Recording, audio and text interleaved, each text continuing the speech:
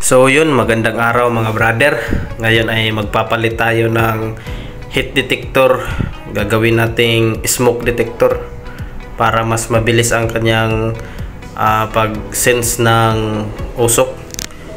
Mag-upgrade tayo ngayon ng safety mga brother kasi tag-init at fire prevention month, kaya kailangan natin itong gawin para safe ang ating tindahan mga brother. Ayun na mga brother, titesting ko na yung voltahe.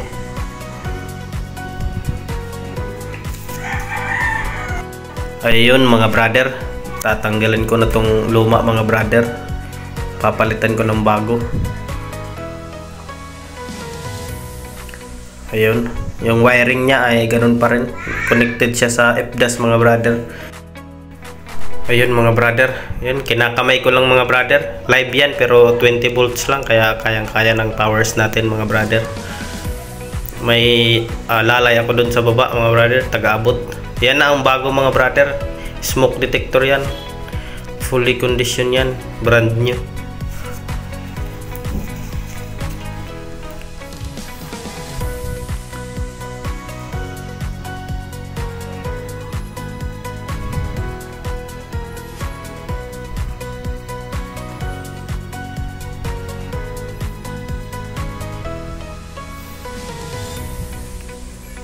Medyo iksi yung ating wire mga brother kasi sinusundan lang natin yung luma. Hindi yan nahuhugot brother kasi nakafix yan sa ibabaw.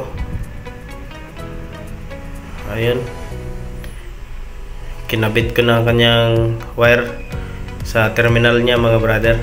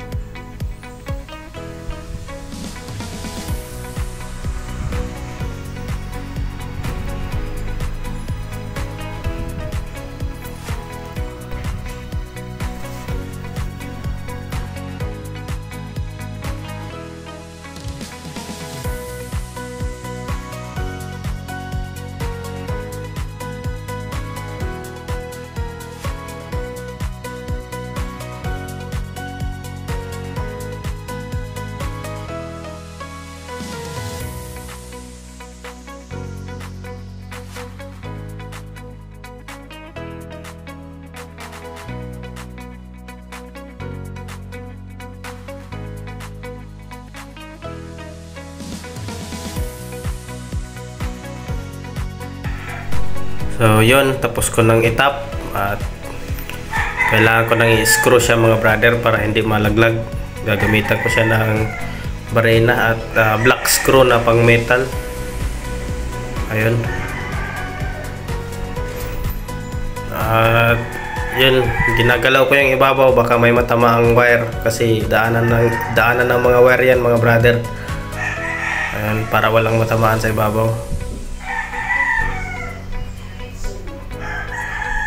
Ayan.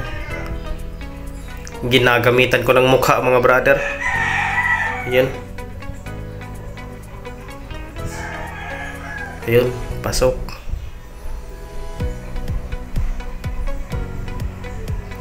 Ang isa na naman.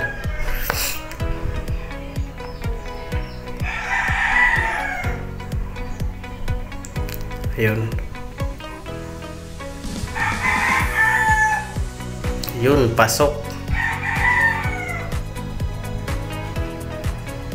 Yan mga brother, na-fix na mga brother. Lalagay ko na tong pinaka smoke detector nya.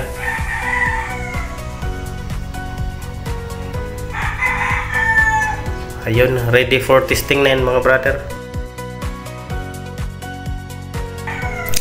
So yun mga brother, susubukan na naming pausukan mga brother kung talagang magde-detect siya mga brother. Kung tutunog yan mga brother at iilaw, yun na yun, nakaka-detect na siya. Maririnig nyo ngayon ang tunog nyan, yung alarm nyan. Ayun mga brother, tumunog na siya, nakadetect na siya ng usok mga brother. Good siya mga brother. Okay na to mga brother. Salamat sa panonood.